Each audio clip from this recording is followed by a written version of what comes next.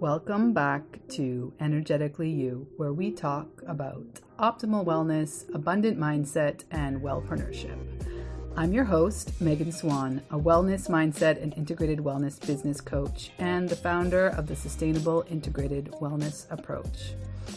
I help high-performance women thread more wellness into their lifestyle so that it becomes a way of life and not a checkmark on their to-do list. I design custom, approachable lifestyle strategies because there is no one-size-fits-all wellness. Today, I'm so excited to interview Amrit Singh. She is a registered acupuncturist and a healthcare professional of the Year Notable Award winner. She has been working with women and their health for over a decade. Through her experience as an acupuncturist focusing on cosmetic acupuncture, fertility, and digestive issues, Amrit began to see the impacts of how lifestyle, societal expectations, relationships, and workplace environments were taking a toll on women's health, self-esteem, stress, and mental health. Over the past 5 years, she noticed how keeping up was increasingly affecting women's health. She also says hiding fertility appointments or pregnancy from coworkers, trying to maintain looking perfect and professional, dating apps, diet trends, all these things were stressing out women, affecting their health and in turn their skin, and I wanted to do something about it. Determined to create a space where women can share, be celebrated, inspired, honored, and connected to community, Amrit created Six Babe Beauty. Through her social media, workshops, and specialized acupuncture treatments, Amrit wants every woman to feel like a six babe, a strong, successful, healthy, beautiful woman, inside and out. Amrit began her acupuncture journey by completing a diploma of acupuncture at the Institute of Traditional Medicine in Toronto, after which she extended her studies in Beijing, Tokyo, San Francisco, New York, and London, UK. She has taught numerous workshops for aspiring acupuncturists on cosmetic acupuncture and completed the Meizhen Cosmetic Acupuncture System, Acru Region Cosmetic Facial Acupuncture and Medical Microneedling Program, Microderma Abrasion and Skincare Certificate, and interned with a facial acupuncturist in Tokyo, Japan. Amrit is fully insured registered acupuncturist with the College of Traditional Medicine, Chinese Medicine Practitioners and Acupuncturists of Ontario, and is certified in clean needle technique. So looking forward to diving right in to all of this. Welcome, Amrit. I'm so excited to have you here today. I really appreciate you taking the time and sharing all of your wisdom. How are you? Thanks for having me. I'm doing really good. It's been really busy lately, but I'm happy, especially after the past couple of years we've had. Yeah, I understand. So take us back. How does a girl from Winnipeg become so passionate about acupuncture? Yeah, good question. It's really strange because actually, and I don't think a lot of people know this, but my previous career is in the music industry, like the business side, doing artist management and special events and marketing and that kind of thing. So I actually had a bad back injury in Winnipeg where I fell on the ice because the city is like covered in ice sometimes, as you know. And, I was in a lot of chronic pain for a long time and I was really young still. I think I was only like 22 or 21 or 22. And then I moved to Toronto to work in our Toronto office and be in the industry here, and just kind of like came across this acupuncture place. And I was like, I'm willing to try anything. And I didn't really know that that's what they did there. So I told them what happened. And they're like, we think you should do acupuncture. And I was like, I don't know what that is, but okay. And I had a sense, but didn't really know. And then I tried it and it helped me immensely. And I was like, this is so weird. And I went home and read about it. And I'm like, I'm quitting my job. I didn't know I was going to become an acupuncturist, but I knew I wasn't going to continue in the music industry at that moment. Yeah. Well, I mean, I think so often these things start with a personal story. Yeah. And actually I started seeing an acupuncturist, just because she had been recommended more to seek like an overall balance. I Hmm. wasn't going to her for infertility, but after having 3, 4, I mean, maybe it was even 5 sessions, a few months later, after not being able to get pregnant for 2 years, I got pregnant. So Oh, whether it's like a wow. direct thing, I personally think it definitely influenced it. And I was so interested to hear that that's one of the things that you focus on. Can you Hmm. tell us a little bit about, I mean, I know that it's a much more widely, um, you know, I looked at some stats. It depends on who you ask, between 1 in 6 or 1 in 5 women. Like, it's not an uncommon problem, yet there's a lot of, it's kind of a taboo topic, or it's not something we talk about openly. There's a lot of shame, I think, around it. Is because, I remember I used to work in the financial district. My practice was there for many years. And these women are like, highly successful type A women that had to leave the office 3 times a week for appointments. That's really stressful because you're wondering, are people questioning why you're leaving? Is something wrong with you? They're going to start questioning your work performance. And then the worst thing that they were worrying about is, I don't want people to know I'm getting pregnant because maybe I'm not going to be up for the next project or a raise or the next job promotion. Like, so it's a really stressful situation to not be able to try to get pregnant in peace. Do you know what I mean? Yeah, and I don't think people appreciate just even that factor could be your Yeah. number one Yeah. inhibitor, the stress surrounding it, instead of it being this joyful, bringing a life into the world type Hmm. vibe. Yeah. Because So, you're hiding it from people who might try to be taking you down. Like, that's a really harsh energy. yeah. So, in your current practice, is that like you kind of have different streams of clients, or do you feel Mhm. like there's a lot of overlap? I do mainly cosmetic acupuncture now. But I'd say secondary is fertility, and with a mix of digestive and maybe some mental health as well. I'd say that's what I see people the most for. Okay. Well, I wanted to pick your brain a little bit about Botox Okay. because it is just everywhere, I feel personally. And more recently, a few people in my industry, quote unquote, wellness, that, I'll speak for myself. I personally don't fit it into a category of something that I would consider under holistic wellness. And I think there's just a lot of misinformation out there. I think, you could definitely make arguments that it has its place, but for you, do you see it as like an either or, where would you sort of maybe potentially recommend it to someone versus cosmetic acupuncture? I don't think I would ever recommend it. Okay, good. It's We're on the not, same but page. yeah, but at that same time, I'm not against it, meaning that everybody can do whatever they want, right? It's their body, it's their life. And so I do have patients that come and see me and they have done Botox and then they stop Botox. They are happy with cosmetic acupuncture. Or I have people who also continue with Botox and maybe they go half as often and also do half as much because they just don't need as much because the cosmetic acupuncturist picked up the slack. So I definitely wouldn't put it in the wellness category at all. Yeah. It Okay. is a neurotoxin that paralyzes a muscle. There's nothing wellness about that. Any natural, cultural medicine that's been around for hundreds or thousands of years, any, traditional family thing that might be like within a one family unit for a few generations, everything is always about moving. Nothing is about paralyzing, right? Like it's the opposite. Yeah, I love that you bring that up.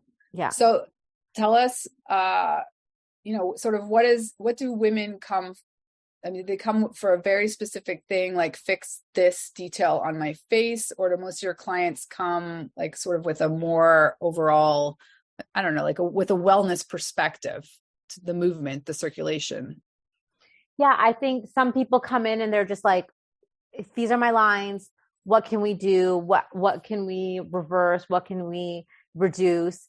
And some people also come in and they're like, I have anxiety, I have this digestive issue, I have a knee injury. Can we work on my knee at the same time? Because people who do cosmetic acupuncture properly always do body points, right? Like we still do the full health history. There's still body points. It's really like the facial acupuncture is a 2-in-1 treatment. It's not ever just the face. If anyone's listening to this and you go to someone and they're just treating your face, like that's just not it. Like that's not the way to do it. So it's a combination of why people come in. Some people don't know that actually. So they'll come in, they're like, oh, I thought you were just treating my face. I'm like, nope, we're working on you from the inside out. Yeah. Well, let's drill down on that a little bit. So can you kind of thread out, like, why is it so important to treat the whole organism? Yeah. So there's a couple of reasons. If you treat just the face, so let's just talk physically for a second, you are bringing a lot of blood and chi upwards to the head and to someone's face. And it's very imbalanced because nothing is coming down. So someone who has anxiety, somebody who has low blood pressure, somebody who gets dizzy easily, low iron, any kind of like anxiety, depression, anything that's also of the mind, is going to get exasperated because you've brought too much blood and energy without any grounding points. So that's like the first thing.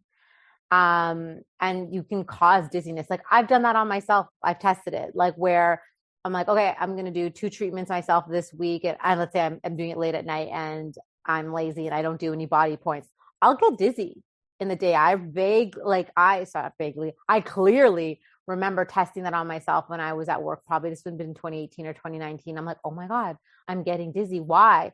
I'm like, oh, I'm doing cosmetic acupuncture without body points. It doesn't make any sense. The meridians also on the face connect and go through the whole body. They go down the arm, they go down the abdomen, they go down to the feet. So if you want to work on the face, you have to support the rest of the body. To us, it's connected. It's not a separate thing. Gotcha. So when you say grounding points, that would be like needles that you put lower down in the body? Or what do you mean? Yes. Yeah, exactly. Needles that are down lower on the body, maybe a couple on the feet, ankles, around the ankles, but also points that are involved with more grounding energy, more yin energy. So points that have to do more with blood. So spleen 6 is a common one, a little bit above the ankle. It involves the kidney, the liver, and the spleen, and it's a very important point for women. Kidney point. Kidney is like the most yin of all the organs. And so by working on the kidney, it's always bringing energy down. So you have a balance. You have all this energy coming up to the face.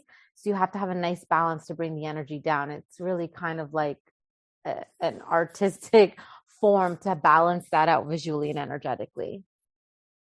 I love that. Yeah. Can you tell us a little bit more about the training? Because I know I have several friends that have done this. It is no joke to become certified. It is, so in depth. So paint the picture a little bit of sort of the history of the practice, which I know is very far in history. Mm-hmm. Maybe some key points or, how they currently use it in China and Japan. I'd love to hear a little bit about your experience interning in Tokyo. I'm sure you have some really great takeaways from that. And just like how, because in your bio, you have like a very long list of certifications. And from my, somewhat ignorant knowledge on it's a very in-depth training to become certified in these things, because you have multiple facets of anatomy. Like there's just so much information that you're holding. Yeah. So it depends where you practice. So let's say like in California and New York State for America, I would say are very strict. In Canada, it's less strict because it's less known. So BC and Ontario, I'd say are probably the most strict provinces. But here in California and New York, for example, you can't just be an acupuncturist. You have to do acupuncture and Chinese herbs. Where in Canada and BC, I don't know for sure, but like in Ontario, you can choose. So for example, I'm only an acupuncturist. I didn't take Chinese herbs. So if you want to do like a full Chinese medicine practitioner certification, like that's like full years, 4 years full time. Acupuncture, you can do 2 years full time. But you're right. Like that's all you're doing for 2 years is acupuncture, Chinese medicine, physiology, anatomy, pharmacology. Like you have to understand some basics Western medicine, and then everything else you do is acupuncture. And the reason why I'm making that differentiation so clear is that that's what differentiates us from chiropractors, physios, naturopaths, for example, that just do acupuncture but are not acupuncturists. And there's still a lot of education to be had around that. These are people who do classes in acupuncture, maybe a month, a few weekends in a year, something like that. But when you go to an acupuncturist, you're talking to somebody who's at minimum 2 years of just acupuncture straight. Lots of clinical hours, lots of practical. Yeah. So could tell us a little bit about Tokyo and why you chose there of all the places to.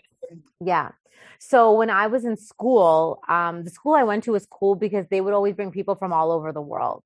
So, if Chinese medicine was your vibe, but you kind of were drawn to other things, you probably were going to come across some kind of person from all cultures. Like we did everything.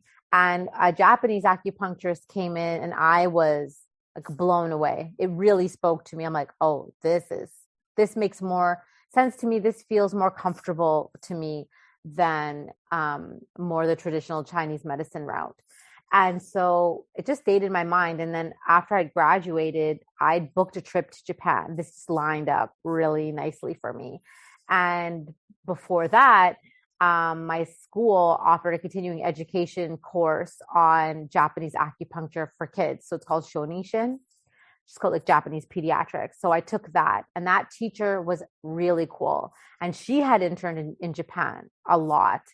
And she was like, if anyone's ever going to Japan, please contact me. I can put you in touch with people. And I was like, oh, I'm going in like 2 weeks. She's like, it was so perfect. And so she put me in touch with her teacher. So yeah, I interned in some clinics in Tokyo and in Osaka as well. And it was really cool because two of the three of the teachers didn't speak any English, but it didn't matter. I learned so much from them, and it was really a beautiful thing. And it's like the same thing when I've gone traveling and I've done yoga in like Portugal, for example. I very much remember that. Like I didn't know what they were saying, but like you just kind of like, well, you're all speaking the same language. It's your body, it's your energy. Like you just follow along. So being in Tokyo and Osaka with them was really cool. And they were very kind and very hospitable. And, it's just part of life there. Everybody was coming in. Kids were coming in. Elders were coming in. Adults. People were really sick. People were just doing maintenance. Sorry, I know this is getting long, but one of my favorite stories is a Yakuza. I don't know if you know what that is, but like Japanese mafia, like a Yakuza clan member came in. And I'm like, we're going to treat like a Japanese mafia guy. Like this guy's coming in for acupuncture. Is this for real? And it was for real. I was like, wow. I'm like, Japan is just like on another vibe. Yeah. Well, can you maybe explain to us like why you immediately clicked? Like what was it about the way they practice it that's unique? I think, okay, so there's a lot of history here. So when communism came in, the true traditional way of doing acupuncture was pretty much abolished. Those people had to leave China, right? Because they were educated, they knew how to help people. That wasn't communism vibes. So they went to Taiwan, they went to Japan, Korea, and a lot came to America and Canada. And they brought acupuncture with them. So that was a migration of acupuncture. And then, the government realized, oh no, we need this actually, because it does help people and our people are sick. So then they kind of, when we say TCM, that is really kind of like a modern traditional way of doing Chinese medicine, a regulated way of doing Chinese medicine. Here are the points. Here are what we do, like more kind of an organized, less spiritual, less intuitive way of doing it. And I don't think a lot of people know that because it has the word traditional in it. So the more spiritual and intuitive parts of it really were outside of China, unless you were super rural. And so the Japanese kept and so what they did is they separated everybody. So the acupuncturists refined acupuncture. The people who did herbs, they did herbs. And the people who did moxa, which is like that warming herb, I don't know if you've ever seen that, they were a different type of practitioner. When you really specialize in something, you become great at it. And that's what they did. And also there were a lot of stories about Toyohari practitioners in Japan, and they were visually impaired practitioners. So in Japan, historically, if you were visually impaired, you either did shiatsu or you were an acupuncturist. And I just thought that was so interesting. Mm-hmm. So there was just this like whole other world that opened up to me. And I was just like, and their needling technique was more gentle. And I don't know, I just felt like it spoke to me. I'm like, this feels more right. And so that's why I did go there. That worked out, but I also later on specialized further in Japanese acupuncture. And I find it very effective because I don't do herbs. So my acupuncture has to be on point. I can't rely on herbs. I don't know how to do them. I don't administer them. I love that history. Thank you for sharing that. Yeah, of course. And so then at what point did you decide to specialize in cosmetic acupuncture? What was that catalyst? Oh, yeah. So I graduated school, and I don't know what happened. My skin went crazy. I relapsed with colitis, which I didn't have throughout all of school, like nothing, not one sign. I thought I was finally done with it. And then I graduated, boom, colitis, relapse. And I don't know, like there must have been an infection. Something must have happened physically, spiritually, who knows? And I started with cystic acne very bad. And it was really hard for me because I was so excited. I was really good in school. I graduated. And then, I all of a sudden was getting cystic acne, and it made me very insecure. I lost all my confidence in myself and how I looked, but also in myself as a practitioner. Because I was like, nobody wants to come and see me. If I have acne, they're not going to think that I know how to be healthy for myself. So how am I going to help them? So this was the basis of how I started my career. It was really hard. And then one of my friends who I went to school with, she lived a bit further out, and she told me she did cosmetic on herself to help with her acne. And I'm like, oh my God, I forgot we learned that. And so I just started doing it on myself, and I was like, oh, it's helping. It's healing it faster. My skin's getting brighter. Of course, didn't get rid of it. It took years. It's like doing one round of cosmetic acupuncture is not going to be enough if it's really internal like that. And so I just kept with it. And I was like, wow, if this really helps people, maybe I should, share it. So I did it on a couple of friends, and then it just kind of grew. And then people started asking me about it because it was this really interesting time where social media was picking up. I mean, I know we always talk about this family, but they are so incredibly influential. The Kardashians have such an influence in society. Selfies became a thing. Instagram became a thing. And Botox became a thing. And all of these things at play. So then there was this, and still is, this huge vacuum of a market for people who want to look better, but naturally. And so it just kind of happened on its own. I really didn't think I was ever going to have a cosmetic acupuncture practice. That was never my plan. Ever. Yeah. So there you go. It just happens, I guess. Can you talk a little bit about, because I mean, it's the same in my practice with wellness, like it's not a fast pill solution, like it's as long and maybe even longer as it took you to get into the current state of health, it's going to take you at least a fraction of that time to get back to a better balance. And it's a practice. So first, maybe like, what would you recommend to someone in terms of how many sessions and how frequently? What's the timeline you give to clients? Oh, yeah. So a full course of treatment is 10 sessions. Ideally, you want to do them weekly. So you're constantly building collagen on collagen. And then maintenance is once a month. And then annually, you just do your 10 again. And that's it. Some people don't do the full 10. Some people do 5, and they do get some results and they're happy with it. It depends, right? It's time, it's money for people, but you can get some really solid work done if you commit to 10 weekly. I mean, I'm doing my 10 on myself right now, again, once a Okay. week And so for that 10 would be weeks. someone who doesn't have, like, let's say acne or like some major problem, right? I mean, that's with someone with No, a even relatively even healthy. with acne, I recommend people come once a week, unless it's really bad. Maybe at the beginning they might need to do twice a week for 2 weeks, but generally once a week is okay because it gives some healing time. Yeah. So can you explain that a little bit? What do you mean by what's the healing that's going on? Yeah, so like with acne, it's so, people are going to come in and you're disrupting the cycle of the acne. Acne can take a long time to heal.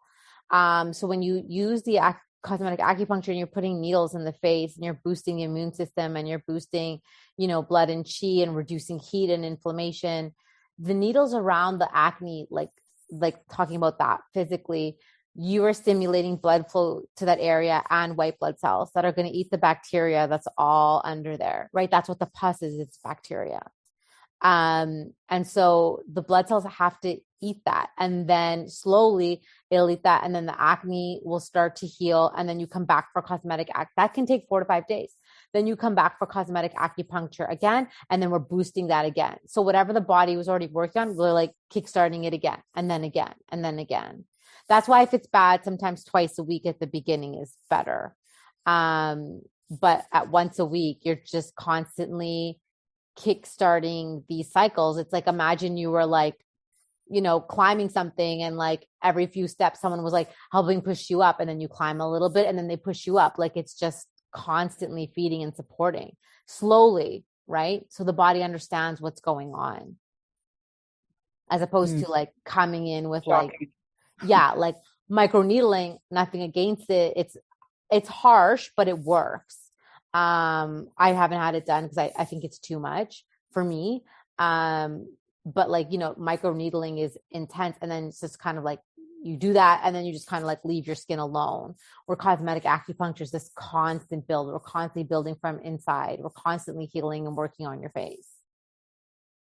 And microneedling just means that there are many more needles, but they're smaller. Microneedling is like when you have it's like this pulsing pen, and there's like maybe 5 to 6 needles on the end, like kind of like tattooing, obviously less intense. And it's pulsing, and like it's grazing the skin. So they put numbing cream on, and then the needles are pulsing, and it's like bzzz, and you're just like, it's like going on the skin. So it's penetrating lots of micro trauma to your skin. And it's only treating the face, right? Back to Yeah. There's nothing dynamic of not holistic treating the about it. whole Yeah. organism. But it works from a physiological perspective. It's doing the same thing. You're breaking the skin barrier. You're stimulating blood circulation, white blood cells coming in, T cells, white, everything's coming up again. But then you're missing the holistic part. Yeah. I really relate to your acne story. I had acne as well, but I went to a dermatologist, and I think I was 15 or 16, and I was on Accutane for years. Like it's such a harsh medicine. And obviously at this point in my life, I would have never signed up for that. But back then it was such everything that you talked about, self-confidence, just all. And I also had, like Coke bottle thick glasses and braces. Like it was just not the things that you want when you're going into adolescence and all of those teenage years. So can we circle back a little bit? Because I have heard increasingly young women looking to, like, baby Botox is a thing. And like, how do you, or what would you suggest in terms of cosmetic acupuncture? I mean, you said in Japan, like even kids come. So there's really like no age that you recommend starting, or? Yeah, cosmetic acupuncture preventatively, like then you could start at like 22, 23. Because all that's going to happen is you're boosting up a lot of your collagen. So when your collagen starts to deplete, I know everyone, there's so many different stats. Everyone's like 1% at 25. And then some people say 1% at like 20. And then some people say 1% at 30. I think it depends on your culture, your background, your like personal genes, your lifestyle. I don't think that stat can be said across the globe. But it is a fact that collagen does deplete over time. So let's say you start at 23. You are building so much extra collagen year and year after year after year, that by the time you're 30 and when it does start to deplete knowingly, your reservoir is so much higher than everybody else. So you will dramatically slow down your aging process because you've worked so preventatively. You've just boosted more collagen. That's way better than doing baby Botox and, again, freezing muscles in your face. Your face isn't done changing. When you are hitting your 30s, you are going to lose fat pads in your face. I remember when I turned 32, 33, my face changed dramatically because I lost fat in my face. And people actually thought that I had gotten work done. So it was a combination of losing fat in my face and that I was doing consistent acupuncture and my skin was starting to clear up. But when you do Botox, those muscles are not moving. And so then you're going to hit your 30s and then you're going to lose fat in your face and your face will change, but you have no muscle tone. So your muscles aren't going to move with you. And then what's going to happen? So then let's say you're going to be 40. So for 20 years, potentially, let's say even 15, you didn't move certain muscles in your face. That is wild. You can only do so much Botox. Everybody knows that. Even an injector will say that. That I mean, first of all, like if you actually calculated, if you're like planning on doing it for 60 years and you calculate like how much you're going to spend, it's just insane. Yeah. And two, that what you're speaking to, that it just doesn't make sense that you cannot have those muscles do anything for a decade and then they're somehow going to serve you later in life. I mean, I know post 2 babies, like my face completely changed again. Yeah, of course. And I'm sure that's a relatively common thing too for absolutely moms. Absolutely. Your hormones change, your blood levels have changed. You've gone through pregnancy, delivery, of course. Breastfeeding, so many changes, it's I think, people are not thinking long term, and the baby Botox thing really, like, oh, let's call it baby Botox, it's cute. Like, no, it's not cute. It's not cute. You're so young. It's just no. Yeah. So tell us a little bit about what you're working on long term. Is this kind of like what you see yourself doing for, in the near future? Are you doing courses at any point? Like, how are you thinking potentially of expanding your impact? Yes, I really, really, really want to get online more and teach more. My practice is so busy and somehow it's gotten busier in like the past few weeks. I don't know what happened. But I'm going with it. But at the same time, I'm like, well, but I want to write my courses. Teaching is okay. Being an acupuncturist is my destiny. I know that it's part of my purpose on this planet. But I've really, my more real purpose on this planet is like also sharing acupuncture, like sharing the education about Chinese medicine. That's my more true purpose. So I've been living my purpose by being in the practice one-on-one with my patients. But, and COVID showed me this, that you can do a lot more work online.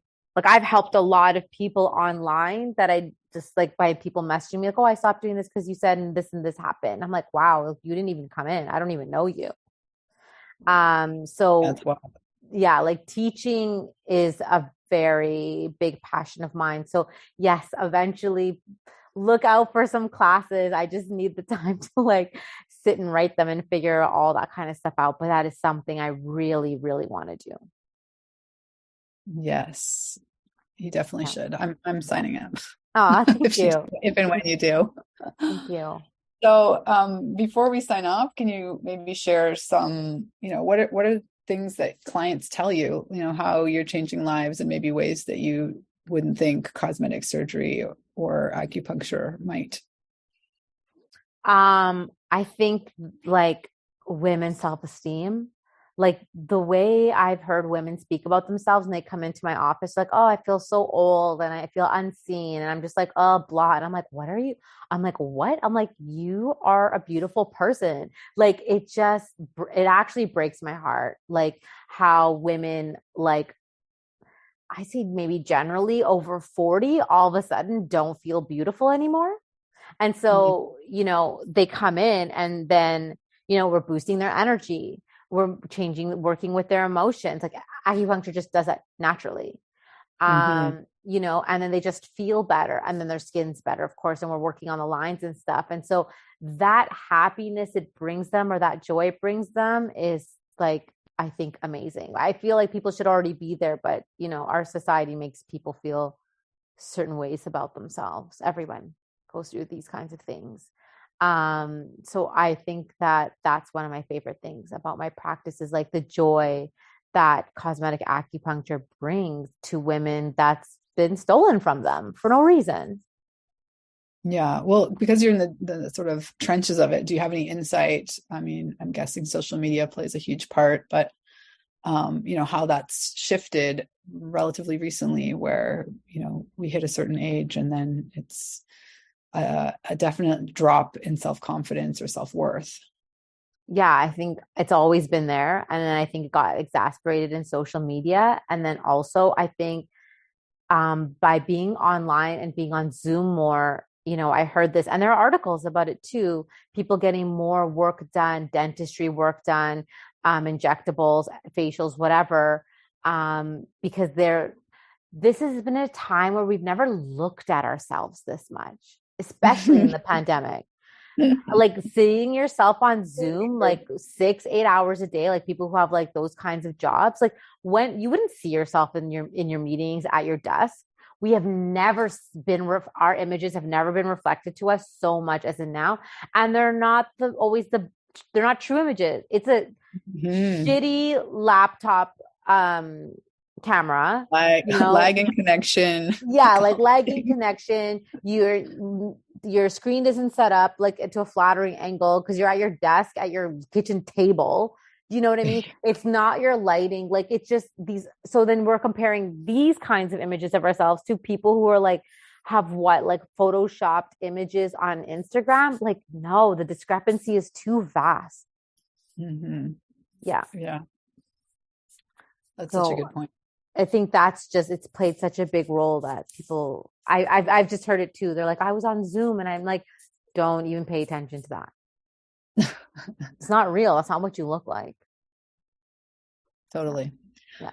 Well, I love following you and your reels. They're so informative on Thank Instagram. It you. doesn't surprise me at all that you're on TikTok. What's your TikTok experience been so far? Oh gosh.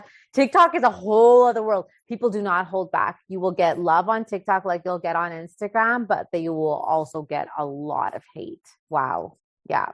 Mm. Like people are just will say anything to you on there. And it's just like, you don't know what you're talking about, or you're not Chinese, or you are not experienced enough to be talking about this. I'm like, well, I've just been in acupuncture for almost 15 years of my life.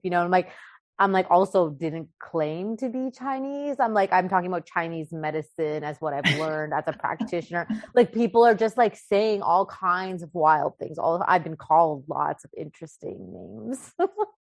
Oh Not my God. swearing or anything, just like really interesting insults. Like it's yeah. So, I but can I imagine. but it is fun. Like I like TikTok better than Instagram. Yeah. Maybe I should give it another chance. I kind Yeah. of like go in and out.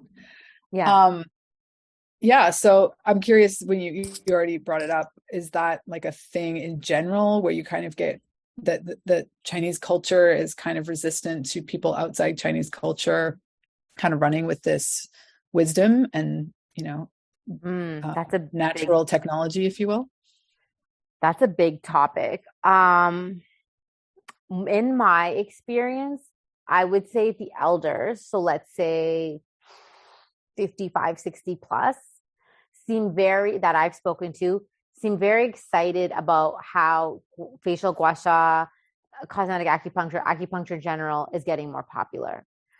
I would Mhm. then say people who are of East Asian descent in America, Canada, and maybe some in Europe. I haven't seen many European East Asians talk about it as much, but here for sure, Canada and States, that are like have been practicing like adults, um, talk more about the appropriation of it.